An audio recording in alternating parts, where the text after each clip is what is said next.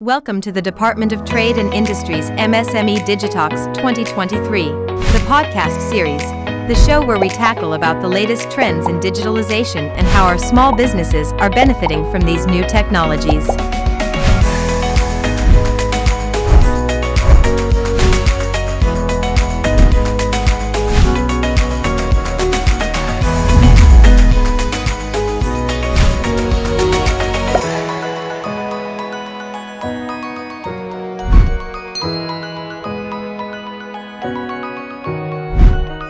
Welcome to MSME Digitalks, the podcast series. Happy Tech Thursday mga ka-Digitalks! Nagbabalik po kaming muli with a fun way of learning more about digitalization. Samahan nyo kami para sa mga kapanapanabik at pinakabagong tips, tricks, and trends na maaaring makatulong upang mapabuti at mapalago ang inyong negosyo. Bago ang lahat, for more information, check out the MSME tools available at the DTI website. As part of DTI's effort of helping MSMEs embrace the digital economy, the Tech Tools for MSMEs was created with the purpose of affording the public with information and digital tools for innovations that could leverage their businesses as they convert from their traditional ways to organizational approaches. You may also like to follow our DTI Facebook page and YouTube channel for the 2022 MSME Digitalks episodes and past podcast episodes. I am your host, Lovely Joy Chan from the DTI Bureau of SME Development, and I'm excited to be here with you all as we explore the exciting world of digitalization for our MSMEs in the Philippines. Last episode, tinalakay natin kung ano yung mga benepisyo sa pagkakaroon ng online store sa isang e-commerce platform. Ngayon naman, ating alamin ang mga dapat isaalang-alang sa pagpili ng e-commerce na inyong gagamitin. Nagbabalik ang ating ka-Digitox Marchan at ka-Digitox Albert.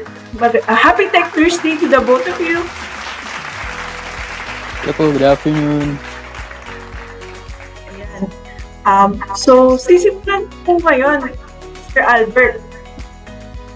Nung previous episode, nabanggit na natin na marami nga iba't ibang e-commerce platform available sa online, no?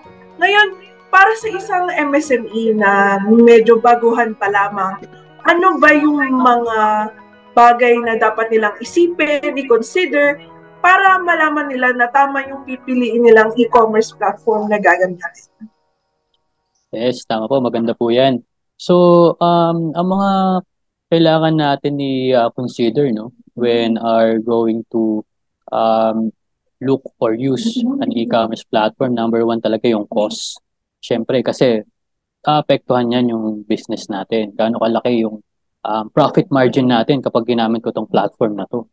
Ito ba magdadagdag sa akin ng profit, revenue, or tataas lalo yung expense ko dahil dito sa platform na to. So yun, number one, cost. Tapos number two, siguro yung easy.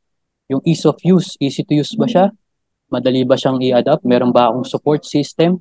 Meron ba akong pwedeng kontakin na pwede akong tulungan para magamit ko ng maayos yung platform na to, yung e-commerce na to, ng efficient, na talagang magiging effective para sa akin sa a new MSME or a new business owner na gagamit ng e-commerce. So, susunod dyan siguro yung customize, kung mako-customize mo ba yung shop mo, pwede ko ba siya, syempre may mga pina-follow tayo minsan ng mga brands, meron akong logo, pwede ko ba siyang ilagay doon, pwede ko ba siya i-connect or integrate ang aking mga content doon sa aking shop. So, sunod dyan siguro yung security and kung safe ba siya gamitin, syempre ayaw mo naman mahalo yung business mo doon sa isang marketplace na maraming reviews na hindi maganda. Siyempre madadama yung business mo, at tulad na lang na isang ating experience doon sa aming mga support namin na nagkakaroon ng inconvenience, nawawala yung trust nung mga buyers natin o yung mga consumers natin kasi nga madaming scammers or dumarating sa kanila hindi totoo yung product. So ito yung iniiwasan natin. That's why together with DTI Philippines, with our government agencies like the SEC, so to make sure na yung marketplace natin is safe and secure marketplace. So, additionally, syempre dapat mobile friendly siya, no? Kailangan kasi syempre, ito nga last time I checked online, no, yung around 70% ng ating mga consumers ay nasa mobile. So, you have to make sure na mobile friendly din yung isang e-commerce store, no? So, payment gateways, another thing. Syempre, dapat meron tayong COD. Yan, halos majority talaga or bulk of our consumers, buyers, talaga they're looking for COD kahit ako pag umorder ako online, di ba? Kasi naman, you would like to pay it once I receive the orders, no? So, yun yung napakaganda. So, ito yung mga pwede nating i-consider kapag tayo ay pipili ng isang e-commerce platform. So with Somago Philippines, nandito lang naman tayo sa Manila dahil we are locally based and we are working together with DTI Philippines. So andyan talaga yung support system natin to make sure na yung ating marketplace ay very secure and safe para gamitin, not just for sellers but also for buyers. So this way, we are creating a thriving marketplace exclusively for our Filipinos po. Thank you po, Sir Albert. Marami kayong mga nabanggit, no? Ngayon, Sir Marchan, balikan ko po kayo. Doon sa mga nabanggit ni Sir Albert, tama po ba siya na isa yun sa mga na-consider nyo or meron pa po ba kayo maaari pang idagdag? Yes po, tama po yun. Nabanggit ni Sir, yun na po lahat ng binanggit niya. Yun po ang isa sa mga hinahanap po bilang isang business owner na ipasok niya yung product niya or business niya diyan sa e-commerce platform, sa isang e-commerce platform po.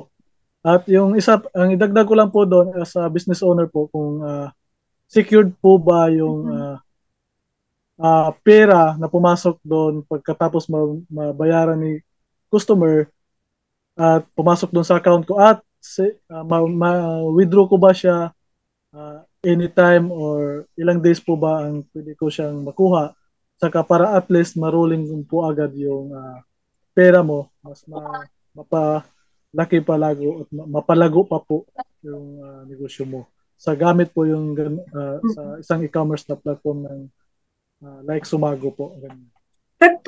Sir Marchan, ano pa po yung mga iba pang kinonsider nyo, no? Kung bakit po yun napili yung Somago? Ano po yung mga experiences nyo when it comes to yung nabanggit ni Sir sa security, sa e-payment, doon naman sa may assistance kasi sinabi din nila meron din daw sila office na since locally lang po yung mga may mga ganun po ba kayong na-experience sa Somago?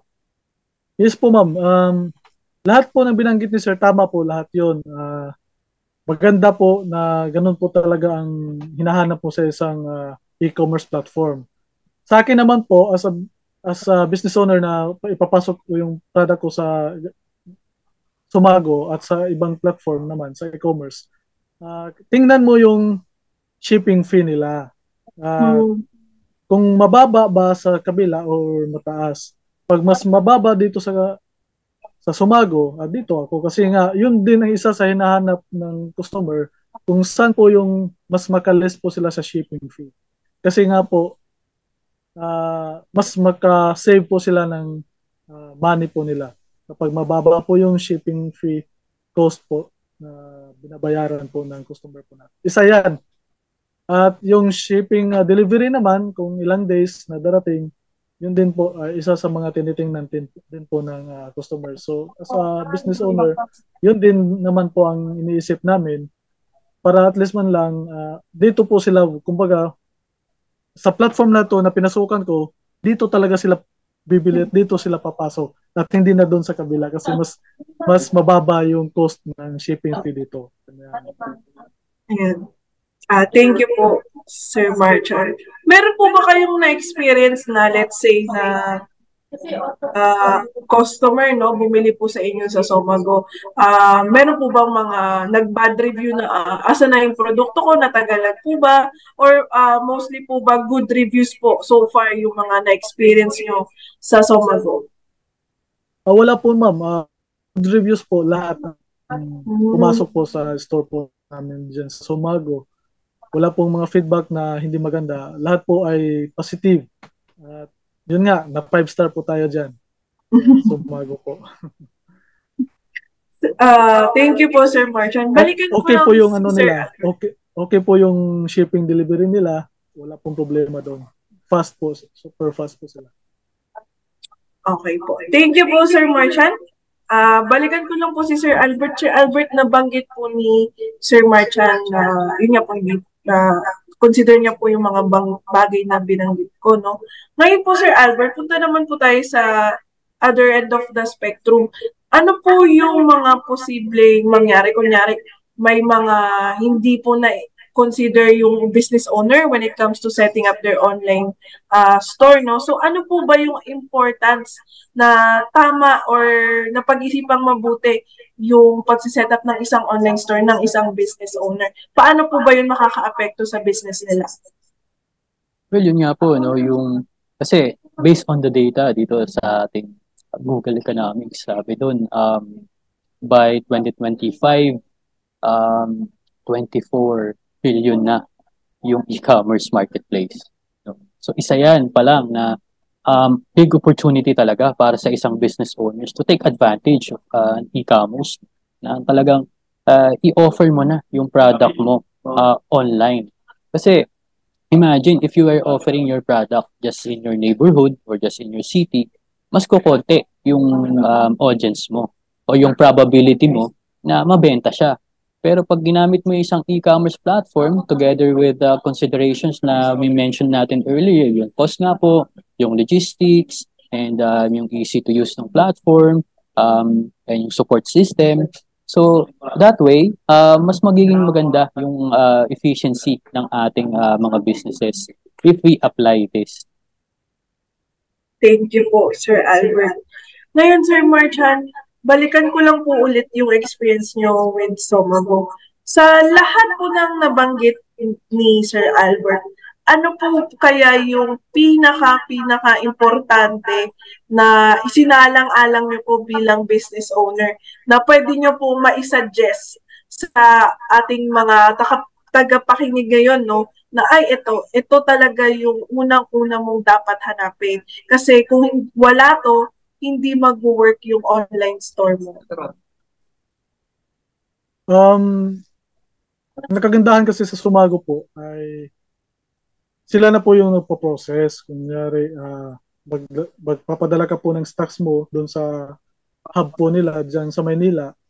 Sila na po magpo-process ng logistics. So, bali sila na magpapadala, magbabalot nun.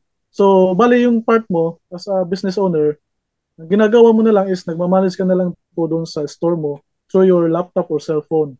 So, yun po ang mas maganda sa Somago. Kasi i-cater ka nila. Sila na po ang gagawa doon sa logistics. So, list, ano ko na po doon. Kumbaga, hindi mo na kailangan ng maraming tao para pa po maggumawa sa logistics mo para po maipadala ito sa mga customers. So, yun po ang kagandahan. So, try nyo na po yung Somago. Subukan nyo po ang Somago. Mas maganda po rito at mas broad po siya kasi nga po, mas pinopromote po ng Somago yung local products po natin dito sa Pilipinas. So, mas mamakilala po tayo sa buong Pilipinas at saka hindi lang sa Pilipinas, baka po sa ibang bansa na po kasi inaano talaga nila, lahat ng products po talaga nila, nilalagyan po talaga ng from the Philippines or every region of the Philippines may nakalagay po talaga na doon galing yung produkto at saka doon. Mas proud tayo at makilala tayo. At lalo-lalo na yung province or region natin. Sir Marcia, no, ang ganda po nung highlight nyo na local products po pwedeng makita sa Somago. Baka po na-curious yung mga tagapakinig natin. Paano po ba kayo nakapagsimula sa Somago? Paano nyo po ba siya nakilala? Paano kayo nakasali? Nung time na yun po, nag-conduct po ang DTI ng seminar, seminar, seminar yata yun. Kumbaga sa Zoom, ganito pa rin yung setup, Zoom meeting. At ano po yung sumago po ng kanilang platform. Na-encourage po ako kasi nga ako po ay nagbibinta sa Shopee, di ba? Na-encourage po ako bago to sa pandemic ko eh. So, what if gusto, i-try ko to, yung sumago talaga. Kung ano po ba talaga yung sumago. So nung time na yon, pagkatapos nung Zoom meeting namin na yon, uh, kinuntak ko kaagad si Ma'am Vanessa that time. Kinuntak ko agad si Ma'am Vanessa, tinanong ko siya kung paano ba i-upload, paano ba ipasok yung product ko dyan. Kasi gusto kong matry talaga si Sumago. Kasi nga, tinitingnan ko kung okay ba yung shipping fee niya, kino-compare ko kasi siya sa Shopee. Doon ko po nakita na mas maganda siya compare kay Shopee. So yun, tinuloy ko na po siya. So dinagdagan ko po ng products doon, nag-upload po ako. Kahit wala pa po akong stocks nung time na yun dyan sa hub po nila sa Maynila. So kumbaga dito pa po nakabase yung store ko that time sa Sumago. So nung time na yun, although medyo mahal siya kasi nga dito ako nag-base sa Dinagat Islands. May umorder. Mga ano lang, mga weeks lang. After 2 weeks lang yata yun, may pumasok na order. So hindi ko inasahan yun na may pumasok na order. Ganon kabilis? 2 weeks? Yes po ma'am. After 2 weeks after ko pa nag-upload ng product sa Sumago, may pumasok po na order after 2 weeks. So yun po, na-amaze ako that time kasi iba siya sa Shopee. Sa Shopee, umabot pa ng 2 months bago pumasok order sa store ko.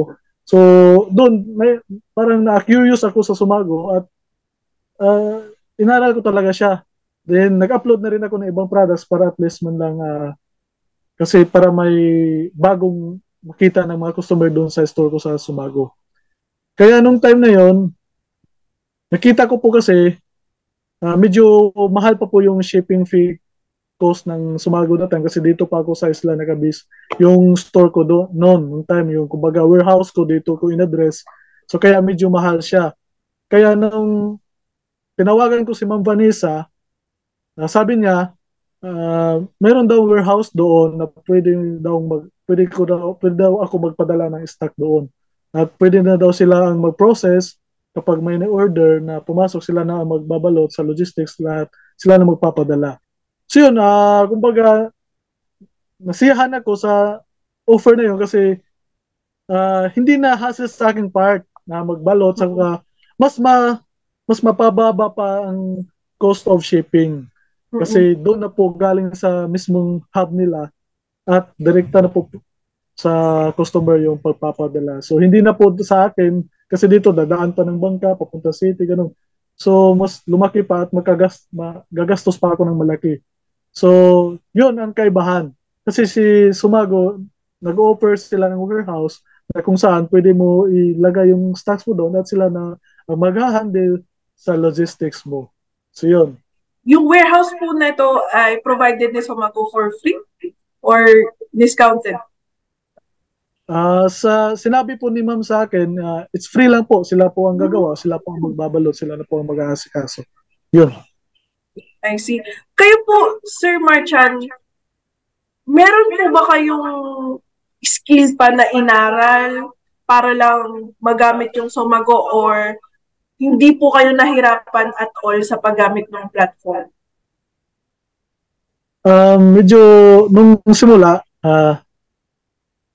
nahirapan po ako ng konti kasi iba yung platform niya sa Shopee, iba yung hitsura niya sa loob, kung paano ka mag-upload, iba. So, pero hindi naman siya ganun ka hirap aralin. Madali lang naman siya. So, nung time nahirapan lang ako konti kasi bago sa akin. So, yun, nung time na naintindihan ko na ang takbo kung paano mag-upload, yun, nagawa ko ng mag-upload ng iba pang products at hindi na po siya ganun kahirap po mag-upload. Ang sa akin lang po, yung sa Sumago, hindi ko pa po masyado nalaro yung paggawa ng mga voucher o ano pa doon na igagawin ko doon. Hindi ko pa siya na kabisado. So until now, inaaral ko pa siya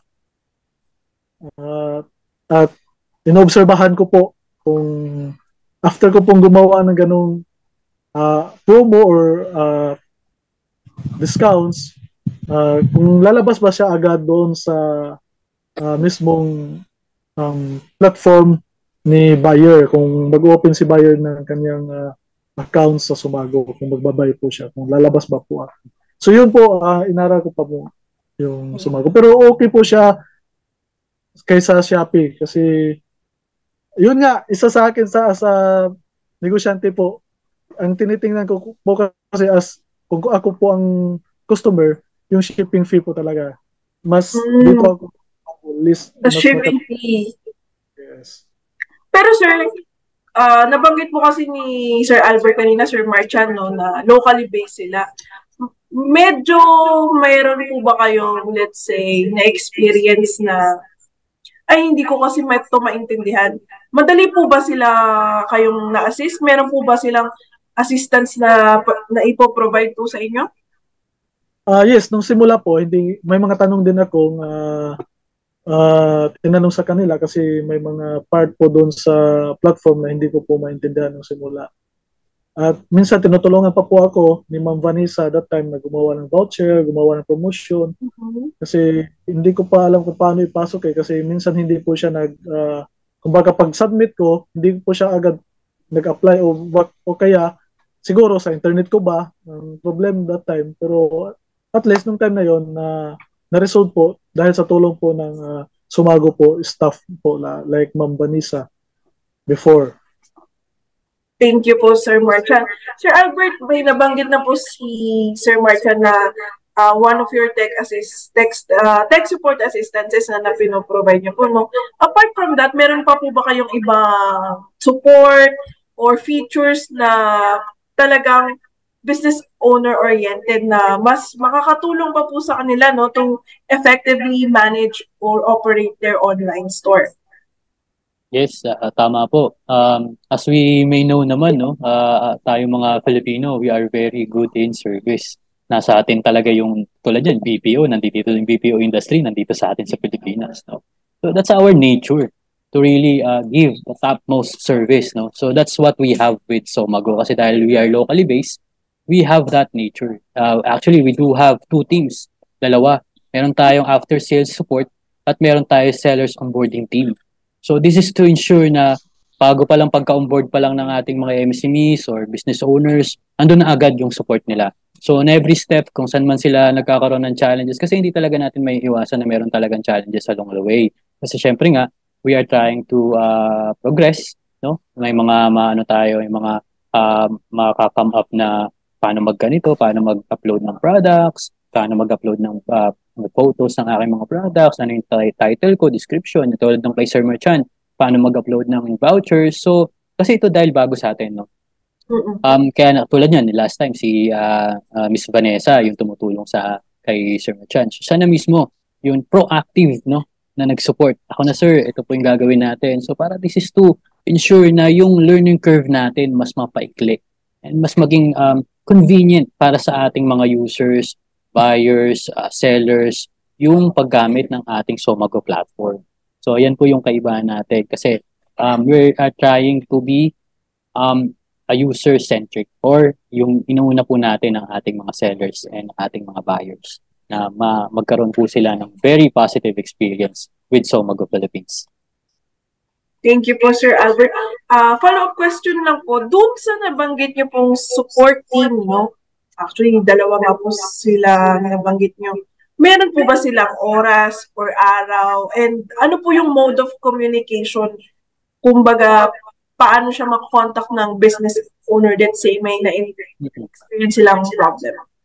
Well, dun sa ating website, yung somago.com.ph, meron din tayong app, pwede rin doon mag-contact, and also yung ating email, customer support at somago.com.ph. Pero rin sa ating mga social media platform, lahat naman nandun tayo, Facebook, Instagram, Twitter, TikTok. You can message us anywhere, and we will get back to you as soon as possible. As soon as ma-receive namin yan, babalik agad tayo dyan para ma-make sure na ma-replyan natin sila, makapag-respond tayo positively.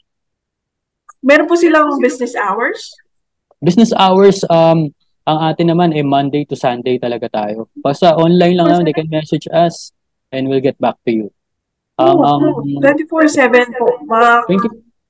Yes po. 24/7 naman yung natin, online natin. Meron tayong mga mag-respond dyan.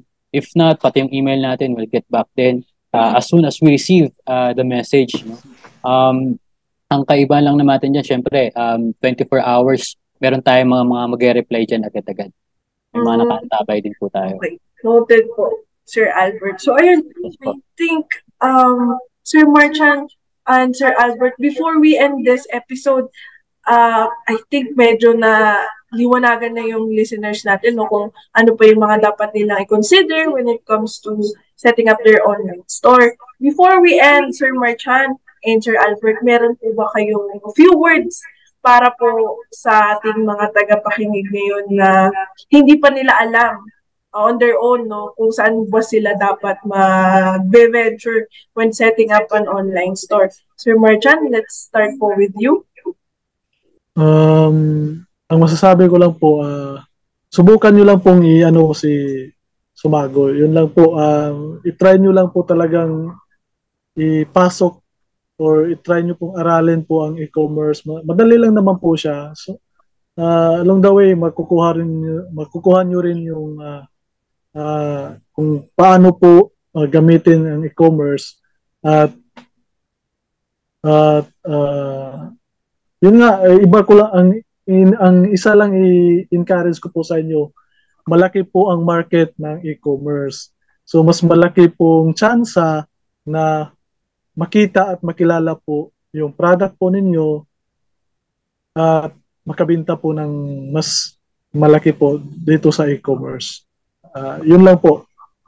Thank you po, Sir Marchand. Now, Sir Albert, any few words po? Yes, just to add with Sir Marchand, tama po siya. Actually, last year, 2022, ang na-register natin na mobile connections is around 150 million. Ang active po dyan is around 73 million. Based po yan sa ating e-commerce data last year. Paano pa ngayong 2023? We're on the last quarter na. Baka nadagdagan pa yan. Correct. So, yun po. So we're not saying naman na dito ka na lang sa Somago, wag na diyan. No, it's not a good strategy. No, what we want naman talaga is for our local businesses is to be successful, to strive in this very competitive market, no. Lalo na ngayon dahil may digitalization na. Hindi katulad dati na brick and mortar, benta ka sa lugar mo, okay na. But now, it's very competitive nga, no? Kailangan talaga makilala ka. So that's why dito papasok yung Somago Philippines, ang local e-commerce platform na magkakaroon ka ng opportunity to sell your products region to region, no? And eventually, in Southeast Asia. Actually, we just recently launched na yung Somago China.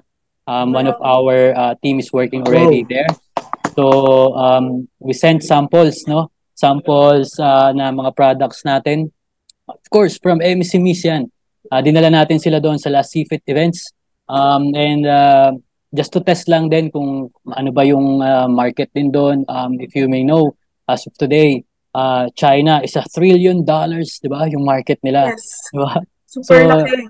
Di ba? So assuming, ang alam naman natin pagdating sa economics, mas malaki yung marketplace, mas malaki yung opportunity to sell our products. No? So, Somago Philippines is just one part, but our vision is very big.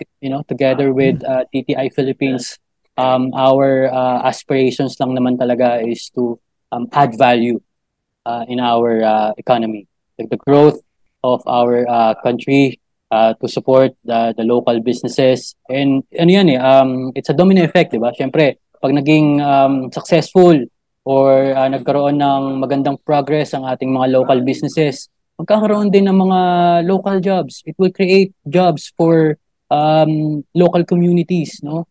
So that way, tataas yung natin, yung market growth natin, no? Masusuportahan natin as a whole yung nation po natin. So what we want lang naman is to just try Somogo Philippines, your local e-commerce platform, and join us in this journey of e-commerce excellence. Thank you po. Thank you po, Sir Albert. And thank you for sharing that great news sa ating mga MSMEs. No? So, congratulations po on that. Mga ka-Digitox, isang makabuluhang talakayan ang ating natutunan ngayon. Again, thank you very much sa ating ka-Digitox Marchand and Digitox expert Albert. Marami tayong natutunan kung paano makatulong ang e-commerce platform sa business owners at ano pa ang mga dapat isaalang-alang sa pagpili ng e-commerce platform. Again, maraming salamat sa ating mga guests for this month and for this episode. Naku mga ka-Digitox, see you all again for another educational and entertaining discussion on the latest trends in digitalization and how our business owners can benefit from these new technologies. Don't forget po to like and follow our DTI Facebook page and YouTube channel for the latest news for Filipino MSMEs.